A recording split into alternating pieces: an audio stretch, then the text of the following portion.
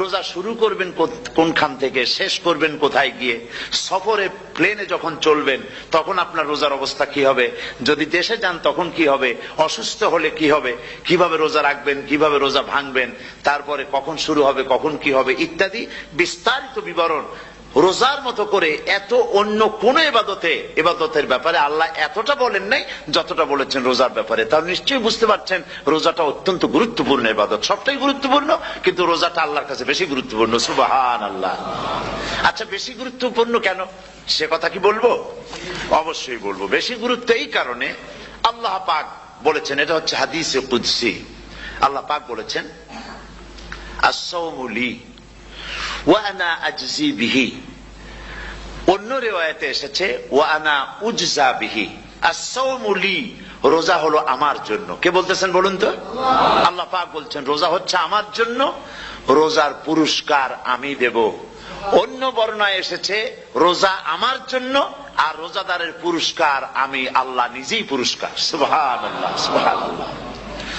তাহলে প্রশ্ন আসে, আল্লাহ পাক বলছেন রোজা আমার জন্য, আস-সাওমু লি। আল্লাহ তো একথা কোথাও বলেননি আজ-যাকাতুলি, আস-সালাতুলি, আল-হাজ্জুলি। রোজা আমার কি বলে, যাকাত আমার জন্য, হজ আমার জন্য, নামাজ আমার জন্য, একথা কিন্তু আল্লাহ বলেন নাই। অবশ্যই আমরা যাকাত হোক, নামাজ হোক, হজ হোক কার জন্য করি? আল্লাহর জন্য করি। রমজানের ব্যাপারে আল্লাহ খাস করেছেন যে আস-সাওমু লি, রোজা আমার জন্য। এই কথাটার অর্থ কি, তাৎপর্য কি, ব্যাখ্যা কি, সিগনিফিকেন্স কি? এর সিগনিফিকেন্স হচ্ছে এই যে প্রত্যেকটা ইবাদতের দুটি ধরন আছে। কয়টা ধরন বলুন তো? দুটি ধরন। একটি ধরন হচ্ছে বাহ্যিক, আর একটা হচ্ছে আভ্যন্তরীণ। প্রত্যেকটা ইবাদতের দুটি দিক আছে, একটা মানুষকে দেখানো আর একটা ভেতরের। যেমন নামাজ, একটি লোক নামাজ পড়ে না, কিন্তু এমন একটা সমাবেশের মধ্যে পড়ে গেছে সবাই নামাজ পড়ে। এখন আমি যদি নামাজ না পড়ি তাহলে লোকে বলবে কি? তখন উজু আছে কি না আছে দাঁড়ায় গেল আল্লাহু আকবার। তাহলে দেখা গেল নামাজ আল্লাহর জন্য পড়ে, আবার মানুষের জন্য দেখাবার জন্য করে। যাকাত এটা দেয় মানুষে, তার নিয়তটাকে আল্লাহ পাক ভালো জানেন। কিন্তু কিছু লোক তেমন আছে যাকাতের নামে লুঙ্গি, আমাদের দেশে আছে, এখানে কি করে আমি জানি না, লুঙ্গি শাড়ি কিনে তারপরে বাড়িতে সব জমা করে এরপরে গরিবদের দাওয়াত দেয় এবং সকলকে দেখায় এভাবে লুঙ্গি দিল, শাড়ি দিল, লোকেরা দেখলো যে যাকাত দিল, খুব যাকাত দিয়েছে। কোরবানির ব্যাপারে এভাবে বিরাট একটা গরু কিনলো, কিনে মানুষকে দেখাইলো। চট্টগ্রামে আছে সবচেয়ে বড় দামের গরু একটা কিনে গরুর গলায় মালা একটা পরাইয়া তারপরে শহর ঘুরায়। এখন অবশ্য এটা কমে গেছে আগের থেকে অনেক। মানুষ দেখুক যে অমুকে এই গরুটা কোরবানি করেছে। এটা কি কোরবানির জন্য হলো না মানুষকে দেখাবার জন্য হলো? হজ, টাকা আছে, লোকেরা বলবে কি যে এত টাকার মালিক তাও হজে যায় না, সুতরাং যাই একটু হজ করে আসি। তাহলে হজ করা গেল, আবার মানুষকে দেখাবার জন্য করলো। দুটি জিনিস আছে। কিন্তু একমাত্র রোজা যদি কেউ রাখে মানুষকে দেখাবার জন্য, সকাল থেকে শুরু করে সন্ধ্যা পর্যন্ত না খাইয়া কোনো পাগলও থাকবে না। বলেন আপনারা ঠিক কিনা? সে তো মানুষকে দেখাবার জন্য দাঁত পরিষ্কার করে নিল আর দুপুরে ভাত খাই নিল, বউতেও টের পাইল না। পারবে কিনা? পারবে। টয়লেটে গিয়ে খাই নিল ভালো করে, কোন একটা আড়াল জায়গা নিয়ে খেয়ে গেল, বাচ্চাও দেখলো না, বউতেও দেখলো না, খেয়ে নিল। তাহলে সে তো রোজা রাখলো না। আল্লাহ পাক বলছেন আস-সাওমু লি, রোজা হচ্ছে আমার জন্য। যে রোজা রাখে আমার জন্যই রাখে, মানুষকে দেখাবার জন্য সারাদিন না খেয়ে থাকার কোনো প্রশ্নই ওঠে না। সুবহানাল্লাহ। সুতরাং রোজা যে রাখলো সে আমার জন্যই রাখলো। ওয়া আনা আজজি বিহি, রোজার পুরস্কার আমি আমার হাত দিয়ে দেব। সুবহানাল্লাহ, আমার হাত দিয়ে দেব। ম্যানেজার যদি বলে এই কাজগুলি করলে পরে বেতন, নির্ধারিত বেতন পাবা, আর এইটা যদি করো তাহলে বেতনটা আমি দেবো আমার হাত দিয়া, তাহলে এমপ্লয় যারা তারা বুঝতেই পারবে যে মালিক যখন নিজেই দেবে তাহলে ম্যানেজারের মতো দেবে না, মালিক মালিকের মতোই বড় করে দেবে। তো আল্লাহ পাক ফেরেশতাদের কাছে এটা রাখেন নাই, সব নেকি তোমরা লেখো গিয়া, আর রোজার সওয়াব আমার হাত দিয়ে আমি দেব। সুবহানাল্লাহ। এরপরে আল্লাহ পাক বলছেন, অন্য রিওয়ায়াতে এসেছে রোজা আমার জন্য আর রোজাদারের পুরস্কার আর কিচ্ছু না, রোজাদারের পুরস্কার আমি আল্লাহ নিজেই পুরস্কার হয়ে যাব। সুবহানাল্লাহ। হাদিস শরীফে এসেছে রোজা রাখলে পরে ক্ষুধার কারণে, খালি পেটে থাকার কারণে টক্সিন জাতীয় এক প্রকারের গ্যাস তৈরি হয় পেটের ভেতরে, স্টমাকের মধ্যে, ফলে মুখে এক রকমের দুর্গন্ধের সৃষ্টি হয়। নবীজি বলেছেন, রোজাদারের মুখের থেকে যে গন্ধ বের হয়, আল্লাহ পাকের কাছে রোজাদারের মুখের গন্ধ মেশক আম্বারের চাইতে বেশি পবিত্র। আপনার মুখের গন্ধটাও আল্লাহর কাছে পবিত্র। রোজাদারের জন্য, রোজাদারদের জন্য জান্নাতের একটি দরওয়াজা খাস করে রাখা হয়েছে, যার নাম রায়্যান। এই দরওয়াজা রোজাদারদের জন্য, কেবলমাত্র রোজাদারেরা সেখান থেকে প্রবেশ করবে, আর কেউ প্রবেশ করতে পারবে না। এই রোজাদারদের সম্পর্কে আল্লাহ পাক বলেছেন, হাদিস শরীফে এসেছে, বুখারী শরীফের হাদিস, রাসূল করিম সাল্লাল্লাহু আলাইহি ওয়াসাল্লাম বলেছেন, লিসাইমে ফারহাতান, ফারহাতুন ইনদা ফিতরিহি ওয়া ফারহাতুন ইনদা লিকাই রাব্বিহি। রোজাদারের জন্য দুইটা খুশি। কয়টা খুশি বলুন তো? কে বলছেন? আল্লাহ রাসূল বলছেন, রোজাদারের জন্য দুইটা খুশি। লিসাইমে ফারহাতান, দুটি খুশি। ফারহাতুন ইনদা ফিতরিহি, একটা খুশি হচ্ছে ইফতারের সময়। এই ফিতরিহিতে, এই ফিতরিহি দুটি কথা, এই একটি কথার দুটি ব্যাখ্যা হয়। একটা হচ্ছে ইফতারের সময়, ইফতারের কথা বলা হয়েছে, আর ঈদের কথাও এর মধ্যে বলা হয়েছে। ইফতারের সময় হলে একটা খুশি, আর একটা খুশি হচ্ছে ইনদা লিকাই রাব্বিহি, যখন রোজাদারের সঙ্গে আল্লাহ পাক দেখা করবেন তখন হবে আরেকটা খুশি। তার মানে হচ্ছে রোজাদারদের সঙ্গে স্পেশাল আল্লাহ রাব্বুল আলামিন সাক্ষাৎকারের ব্যবস্থা করবেন। সুবহানাল্লাহ। তাহলে দুটি জিনিস হলো, একটা হলো ইফতারের জন্য দুটা, রোজাদারের জন্য দুটা খুশি, একটা হলো ইফতারের সময়, আর একটা হচ্ছে আল্লাহর সঙ্গে যখন দেখা করবে। তো ইফতারের যে খুশিটা, এই খুশি রোজাদার ছাড়া কেউ বুঝবে না। ইফতার সারাদিন রোজা রাখার পর সামনে পেঁয়াজি, বেগুনি, সালাদ, তরমুজ, মিষ্টি, তারপরে আম্বালা সুইট মিটের নানান রকমের মিষ্টি, এরপরে মুড়ি, কত কিছু সব সামনে নিয়ে বসে আছে। দেখছেন অবস্থা? সমস্ত কিছু সামনে বসা, ঘড়ির দিকে তাকানো। আপনি যদি 5 মিনিট আগে খান, ফেরেশতা এসে মুখের উপর থাপ্পড় মারবে, বেটা খাইলি কেন? বলবে কেউ? বলবে না। কোন ফেরেশতা লাঠি নিয়ে দাঁড়ায় আছে? দাঁড়ায় নাই, কিন্তু আপনি খাচ্ছেন না কেন? সুবহানাল্লাহ, সুবহানাল্লাহ বলবেন না? অন্তত 1500 বছর আগে আল্লাহ রাব্বুল আলামিন নির্দেশ করে রেখেছেন, সূর্য সাদা হওয়া থেকে, পূর্ব দিগন্ত সাদা হওয়া থেকে শুরু করে পশ্চিম দিগন্তে যখন কালো হয়ে কালো রেখা দেখা দেবে, যখন মাগরিব হয়ে যাবে, সূর্যাস্ত যাবে, ততক্ষণ পানাহার আর স্ত্রী সম্ভোগ থেকে বিরত থাকো। 1500 বছর আগের আল্লাহ রাব্বুল আলামিনের এই নোটিশ কিভাবে কার্যকরী হচ্ছে উম্মতের মধ্যে, মুসলমানদের ভেতরে। খাবার সামনে আছে, পিপাসা লেগেছে। এখন তো পিপাসা লাগে না, খুব ঠান্ডার সময়, এখন রোজা রাখতে খুব মজা হবে, তাই না? খুব মজার রোজা।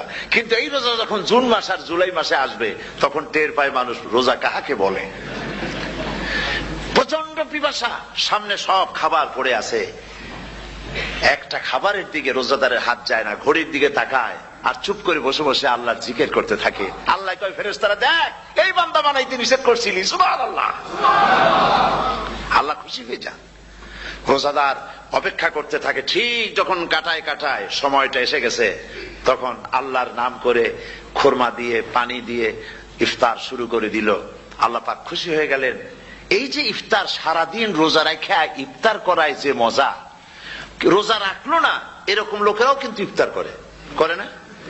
পুরান ঢাকায় আছে, ঢাকার তো কয়েকটা এলাকা আছে, পুরান ঢাকার লোকেরা নাকি বলে যে, যারা রোজা রাখে না তারা বলে যে, রোজা না রাখে একরকম পাপ করছি, আর ইফতার না করে কবিরা গুনাহ করবো নাকি, ইফতার তো করাই লাগবে। তো খুব মজা করে ইফতার করে তারা। তো সারাদিন রোজা রেখে পেঁয়াজি, ছোলা, বুট, মুড়ি খাওয়ায় যে মজা, সারাদিন ভাত খাইয়া তারপরে ইফতারের শরীক হওয়া, ছাগলে ঘাস খাইলে যেমন লাগে ওইরকম তার মুখে লাগে, এই মজা পাবে না। রোজাদারের যে মজা লাগে সেই মজা সে পাবে না। সারা মাস রোজা থাকার পর, আল্লাহর হুকুম মেনে সারা রাত রোজা রাখার পর, তারপরে ঈদের দিনে জামা কাপড় পরিষ্কার করে, শেরওয়ানি গায়ে লাগাইয়া, পাঞ্জাবি পরে, আতর মেখে, এরপরে ঈদের জামাতে যখন দাঁড়ায় যায়, সে যে মজা পায়, সারা মাস রোজা রেখে ঈদের জামাতে গিয়ে সে যে মজা পায়, যে রোজা রাখলো না, ঈদের দিনে খুব জামা, পাজামা, সেন্ট এগুলো মেখে টেকে প্রথম কাতারে গিয়ে দাঁড়ায় গেছে, ও সেই মজা পাবে না। ওর মনের মধ্যে একটা চোর চোর ভাব থেকেই যায়। সে মনে মনে ভাবে এই জামাত আমার না, জোর করে আসছি, এইখানে দাঁড়াবার যোগ্যতা আমার নাই। মনের মধ্যে সে একটা অপরাধী ফিল করে, সে ফিল করতে থাকে। সুতরাং রোজাদারের জন্য দুইটা খুশি, একটা হচ্ছে ইফতারের সময়, আর একটা খুশি হবে যখন আল্লাহ তাদেরকে দেখা দেবেন। সুবহানাল্লাহ। এই রোজা আল্লাহ পাক দান করেছেন। আচ্ছা, কি জন্য রোজা আমাদের দিলেন?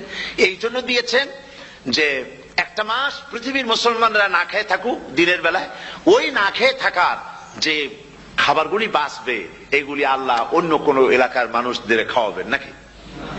এই জন্য করেছেন রোজা, এই জন্য করেন নাই।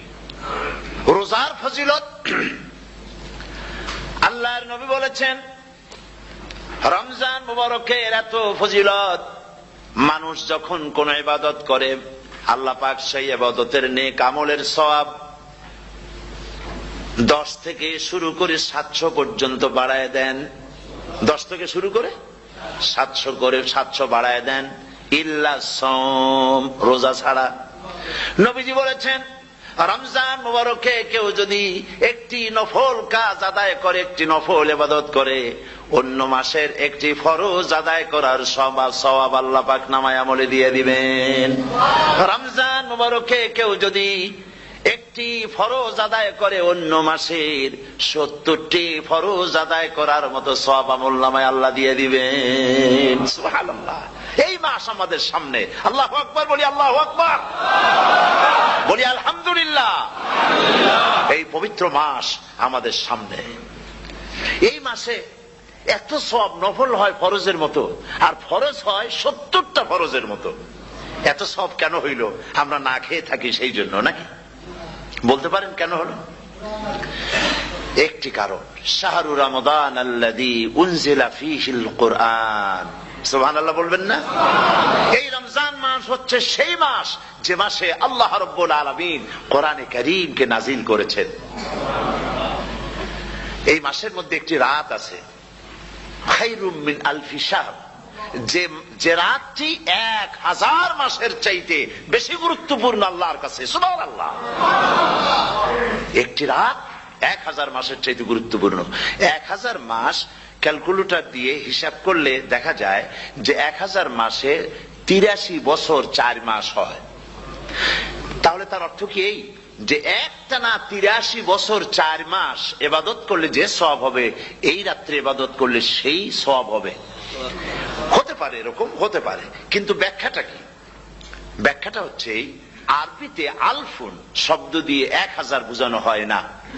আরবিতে যখন আলফুন বলা হয় তাহলে বোঝা যায় সংখ্যাধিক্য, বিপুল সংখ্যা, হাজার হাজার, হাজার হাজার, থাউজেন্ডস এন্ড থাউজেন্ডস। এইটাকে বোঝাবার জন্য আরবিতে ব্যবহার করা হয় আলফুন, হাজার হাজার। তাহলে আল্লাহ কি বুঝাতে চাচ্ছেন? আল্লাহ রাব্বুল আলামিন তিনি আয়াত দ্বারা বুঝাতে চান, এর ব্যাখ্যা হচ্ছে এই পৃথিবীর মানবতার কল্যাণের জন্য, এই পৃথিবীর মানুষের ভালাইয়ের জন্য, মঙ্গলের জন্য হাজার হাজার মাস ধরে এই পৃথিবীর মানুষের যে কল্যাণ হয় নাই, এই রমজান মুবারকে একটা রাত আছে যেই রাতে আল্লাহ রাব্বুল আলামিন মানবতার সেই কল্যাণ করেছেন। সেই কল্যাণ কি দিয়ে করেছেন? শাহরু রমাদান আল্লাযী উনজিলা ফীহিল কোরআন, কোরআন নাজিল করে পৃথিবীর মানুষকে সেই কল্যাণ আল্লাহ দিয়েছেন। সুবহানাল্লাহ।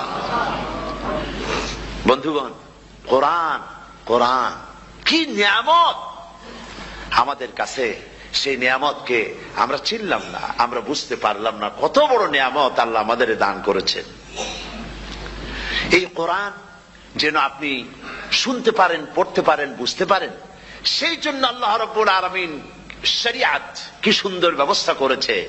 কোরআন শোনার জন্য রমজান মুবারকে তারাবিহের নামাজের ব্যবস্থা করা হয়েছে। সুবহানাল্লাহ, সুবহানাল্লাহ। যারা সব সময় পড়তে পারেন না, কোরআন তেলাওয়াত জানেন না, অথবা সারা বছরও এক খতম কোরআন শরীফ পড়া হয় না, শরিয়াত কি সুন্দর বিধান করলো যে আপনি যেন 30 পারা কোরআন শরীফ শুনতে পারেন। এই ব্যবস্থা তারাবিহের নামাজের মধ্যে শরিয়াত করে দিয়েছে। আলহামদুলিল্লাহ, আলহামদুলিল্লাহ। যাদের টাকা কড়ি আছে আমি তাদেরকে অনুরোধ করব, যদি পারেন তাহলে মেহেরবানি করে রমজান মুবারকে উমরা পালন করবেন। আমি উমরার নিয়ত করেই এসেছি, ঢাকা থেকে উমরার নিয়ত করেই এসেছি। আপনাদেরকে দেখে গেলাম, আর আমি এখান থেকে ডাইরেক্ট মদিনা মুনাওয়ারায় চলে যাব ইনশাআল্লাহ। লাইলাতুল কদর পর্যন্ত হারামাইন শরীফাইনে কাটাতে চাই, নিয়ত করেছি। আপনারা দোয়া করুন আল্লাহ যেন কবুল করেন। কি মজা যখন আপনি হারামাইন শরীফাইনে যখন তেলাওয়াত শুনবেন, আপনার কাছে মনে হবে যেন কোরআন শরীফ নাজিল হতেছে। সুবহানাল্লাহ। সেখানে তো নামাজের পরে হাত তুলে মোনাজাত করা হয় না, শুধুমাত্র রমজান মুবারকে বেতেরের নামাজের মধ্যে ইমাম সাহেব হাত তুলে মোনাজাত করেন। গত বছর রমজান মুবারকের লাইলাতুল কদরে আমি ছিলাম, গত কয়েক বছর ধরে আল্লাহ যাওয়ার তৌফিক দিয়েছেন দয়া করে। সেখানে লাইলাতুল কদরে পত্রিকাগুলি লিখেছে 30 লাখের উপরে লোক ছিল মক্কা শরীফের হারাম শরীফে, 30 লাখের উপরে। যখন তেলাওয়াত হচ্ছে, মোনাজাত করতেছেন ইমাম সাহেব কাঁপতেছেন, মোনাজাত করতেছেন, কাঁদতেছেন, আর গোটা হারাম জুড়ে কান্নার রোল পড়ে গিয়েছে। কিভাবে কাঁদতেছেন? সারাদিন মানুষ রোজা রেখে তারপর ইফতার করতে যখন বসে, আমি সেই জান্নাতের কথা কেমনে আপনাদের বুঝাবো? রসগোল্লা কেমন লাগে বক্তৃতা দিয়ে 6 ঘন্টা বক্তৃতা দিয়েও বুঝানো যাবে না। যদি মুখের মধ্যে ঢুকাইতে পারি তাহলে বুঝবেন যে মজাটা কি। এটা তো আমি বুঝাইতে পারবো না কি মজাটা লাগে।